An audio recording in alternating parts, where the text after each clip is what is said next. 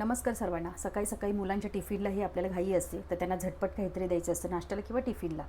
तर चला तर मी इथे आपण 1 कप बेसन घ्यायचे, 1 चमचा पिठी साखर, पाव चमचा हळद, 4 चमचे बारीक रवा, सर्व जिन्नस चाळून घ्यायचे.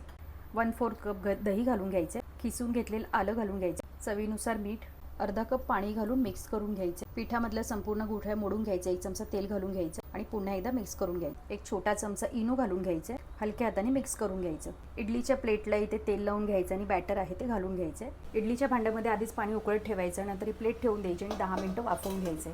तडका पॅनमध्ये तेल घ्यायचं, त्यामध्ये मोहरी घालायची, कट करून घेतलेली हिरवी मिरची, कढीपत्ता घालून घ्यायचा, हिंग, चवीनुसार मीठ, चवीपुरता साखर घालून घ्यायची, 2 चमचे पाणी घालून घ्यायचे, अर्ध्या लिंबाचा रस पिळून घ्यायचा. इडली वाफून तयार आहे, काढून घेऊयात. वरती तडका घालून घ्यायचे, वरतून कोथिंबीर घालायची. छान अशी खमंग इडली आपली तयार आहे. नक्की ट्राय करा आणि रेसिपी आवडल्यास लाईक, शेअर, सबस्क्राईब